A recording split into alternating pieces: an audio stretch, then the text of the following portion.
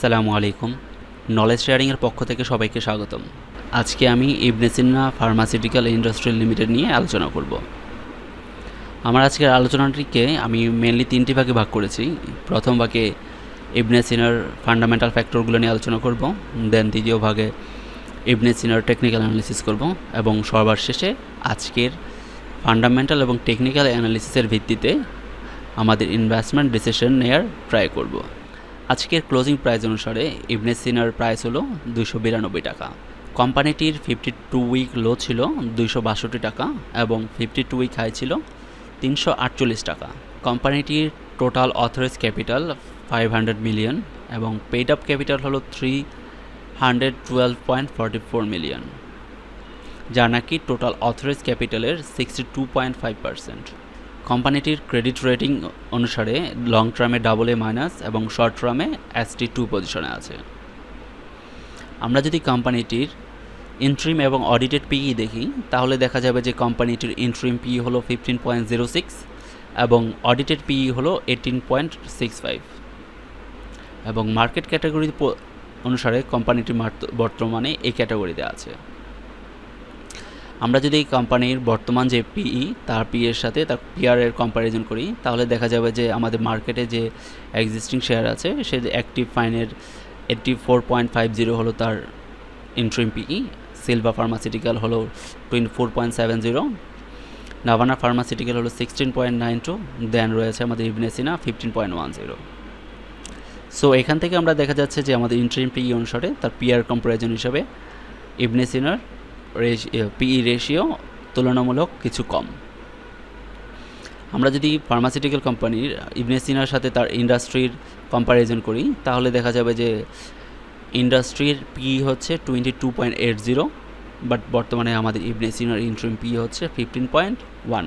কোম্পানিটির share holding position অনুসারে last 31 August 2002 record date অনুসারে কোম্পানিটির large portion of share hold করছে স্পন্সর এবং ডিরেক্টর, যার পার্সেন্টেজ হলো 44.67। দেন হোল্ড করছে পাবলিক 31.48% এবং ইনস্টিটিউশন হোল্ড করছে 23.85%। আমরা যদি কোম্পানিটির অ্যানুয়াল ইপিএস দেখি, তাহলে দেখা যাবে যে কোম্পানিটি তার অ্যানুয়াল লাস্ট ইপিএস ডিক্লেয়ার করেছে 19 টাকা 39 পয়সা, যা নাকি থার্ড কোয়ার্টারে ছিল 13 টাকা 26 পয়সা এবং সেকেন্ড কোয়ার্টারে ছিল 10 টাকা 49 পয়সা। আমরা যদি কোম্পানিটির ইপিএস এবং ডিভিডেন্ড হিস্ট্রি দেখি, তাহলে দেখা যাবে যে কোম্পানিটির লাস্ট ইপিএস ছিল 19 টাকা 39 পয়সা, এর এগেনস্টে সে ক্যাশ ডিভিডেন্ড ডিক্লেয়ার করেছে 60% ক্যাশ ডিভিডেন্ড, যার পুরোটাই ক্যাশ, এবং এর রেকর্ডে গিয়েছে আমাদের 29 সেপ্টেম্বর 2022। কোম্পানিটির টেকনিক্যাল অ্যানালিসিস করার জন্য প্রথমে আমরা উইকলি টাইম ফ্রেম অ্যানালিসিস করব, অর্থাৎ লঙ্গার টাইম ফ্রেম, দেন ডেইলি টাইম ফ্রেম অ্যানালিসিস করব।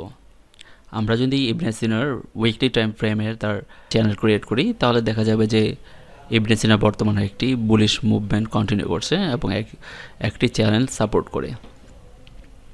আমাদের রিসেন্ট যে ক্যান্ডেল স্টিকটি, অর্থাৎ লাস্ট উইকের ক্যান্ডেল স্টিকটি একটি বুলিশ ক্যান্ডেল স্টিক তৈরি হয়েছে চ্যানেলের রেজিস্ট্যান্সের ব্রেকডাউন হয়ে নিচে চলে আসার পর, এবং বুলিশ ক্যান্ডেল স্টিকটি একটি close to pin bar create হয়েছে with large volume than to the previous bearish candle stick.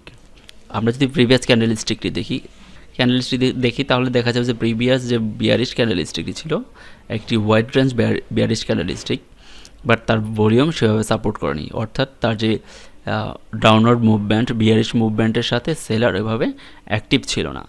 But পরবর্তী ক্যান্ডেল স্টিকটি যেহেতু একটি বুলিশ ক্যান্ডেল স্টিক এবং তার সাথে সাথে তার ভলিউমও ক্যারি হয়েছে than to the previous candle stick, so আমরা বলতে পারি এখানে বায়ার অ্যাক্টিভ দেখা গেছে, বাট ওইভাবে যে বায়ার অ্যাক্টিভ না হওয়ার কারণে একটি wide range bullish candle stick তৈরি হয়নি, একটি পিনবার তৈরি হয়েছে। সো এখান থেকে আমরা আশা করতে পারি হয়তোবা যে ব্রেকআউটটা হয়েছে সে ব্রেকআউটটি একটি শর্ট টার্ম ব্রেকআউট, এবং এখান থেকে ইনশাল্লাহ অতি শীঘ্রই এটা আপওয়ার্ড মুভমেন্টে যেতে পারে এবং সেটি তার যে চ্যানেলের রেজিস্ট্যান্স লেভেল সেখানে যাওয়ার পসিবিলিটি বেশি। আর যেহেতু আমাদের সিকিউরিটি এক্সচেঞ্জ কমিশনের ইনস্ট্রাকশন অনুসারে ইবনে সিনার ফ্লোর প্রাইস হলো 86 টাকা 60 পয়সা এবং তার বর্তমান প্রাইস হলো 291 টাকা 10 পয়সা। সো সেখান থেকে আমরা বলতে পারি কোম্পানিটির হয়তো বা রিসেন্টলি এভাবে আর বিয়ারিশ মুভমেন্ট না হয়ে কিছুদিন হয়তো বা রেঞ্জে মুভ করবে, মুভ করার পর সে তার আপওয়ার্ড মুভমেন্টে যাওয়ার কিছুটা মুভমেন্ট দেখতে পারি আমরা যদি উইকলি টাইম ফ্রেমে ম্যাকডি এবং আরএসআই দেখি তাহলে দেখা যাবে যে কোম্পানিটির আরএসআই বর্তমান ভ্যালু হলো 46 এবং ম্যাকডি একটি বিয়ারিশ ক্রসওভার তৈরি করেছে। অ্যাজ ওয়েল এজ আমরা যদি প্রিভিয়াস মুভমেন্ট দেখি তাহলে দেখা যাবে যে প্রিভিয়াস মুভমেন্টের সাথে আমাদের যে ম্যাকডি এবং আরএসআই একটি ডাইভারজেন্স ক্রিয়েট করেছিল, বিয়ারিশ ডাইভারজেন্স, যার ফলে নাকি সে তার আপওয়ার্ড মুভমেন্ট হলেও তা ব্রেকডাউন হয়ে আবার নিচে চলে এসেছে, তার যে রেঞ্জ ছিল চ্যানেল রেঞ্জে চলে এসেছে। আমরা যদি উইকলি টাইম ফ্রেম দেখে এবার ডেইলি টাইম ফ্রেমে যাই তাহলে দেখা যাবে যে ডেইলি টাইম ফ্রেমের রিসেন্টলি প্রায় ইবনে সিনার প্রায় 6টি ক্যান্ডেলস্টিক একটি ইনসাইড বার ক্রিয়েট হয়েছে। তার যে 13 তারিখে যে একটি বুলিশ ক্যান্ডেলস্টিক তৈরি হয়েছিল সেই তারপরের যে ক্যান্ডেলস্টিকটি হয়েছে স্টিল নাও আজকের ক্যান্ডেলস্টিক পর্যন্ত, আজকের যে প্রাইস পর্যন্ত কোনোটি আমাদের 13 তারিখের যে ক্লোজিং প্রাইস অর্থাৎ লো প্রাইস ছিল, লো প্রাইসটি ব্রেকআউট করে নিচে যেতে পারেনি এবং তার যে আপওয়ার্ড অর্থাৎ হাই ভ্যালু ছিল, হাই প্রাইস ক্লোজ করেও উপরে মুভমেন্ট করতে পারেনি। কোম্পানিটির 13 অক্টোবর যে বুলিশ মুভমেন্ট হয়েছিল ওয়াইড রেঞ্জ বুলিশ ক্যান্ডেলস্টিক, তারপরের ক্যান্ডেলস্টিকটি তার যে হাইয়েস্ট ভ্যালু ক্রস করে আপওয়ার্ড মুভমেন্টও অর্থাৎ বুলিশ মুভমেন্টও দেখাতে পারেনি এবং লোয়েস্ট প্রাইস ক্রস ওভার করে নিচে যেয়ে বিয়ারিশ মুভমেন্টও দেখাতে পারেনি। সো লাস্ট যে ক্যান্ডেলস্টিকগুলি, এই ক্যান্ডেলস্টিকটি একটু ইনডিসিশনই ইন্ডিকেট করছে যে অ্যাকচুয়ালি তার বায়ার এবং সেলারভাবে ডিসিশন নিতে পারছে না যে আসলে তারা কি অ্যাগ্রেসিভলি বাই করবে অথবা অ্যাগ্রেসিভলি সেল করবে। আমরা যদি আজকে অ্যানালিসিসে সামার নিয়ে আসি তাহলে দেখা যাবে ফান্ডামেন্টাল ফ্যাক্টরগুলো কনসিডার করে আমাদের 52 উইক মুভিং হাই এবং লো কনসিডার যদি করি তাহলে সেক্ষেত্রে বলা চলে যে আমাদের ইবনে সিনা এখন বাই পজিশনে আছে। বাট রিসেন্টলি আমাদের ইবনে সিনার রেকর্ড ডেট চলে গিয়েছে যে নাকি 60% ক্যাশ ডিভিডেন্ড দিয়েছিল। আফটার ক্যাশ ডিভিডেন্ড দেখা গেছে যে কোম্পানিটি তার অ্যাডজাস্টমেন্ট হয়ে প্রাইস নিচে চলে এসেছে। কোম্পানিটির পিই যদি কনসিডার করি তাহলে দেখা যায় যে পিআর কনসিডারেশনে তার কম্পারেটিভলি তার পিই পজিশন একটু তার কম্পিটিটরের তুলনায় কম আছে। যদি আমরা ইন্ডাস্ট্রি কনসিডার করি তাহলে দেখা গেছে যে আমরা দেখিয়েছিলাম যে পিআরের মতো ইন্ডাস্ট্রিতেও কোম্পানিটি এখন তার যে ইন্ট্রিম পি সেই পি তার ইন্ডাস্ট্রি পির চাইতে কম। এখান থেকেও আমরা ফান্ডামেন্টালি তার একটা বাইং সিগন্যাল পেতে পারি।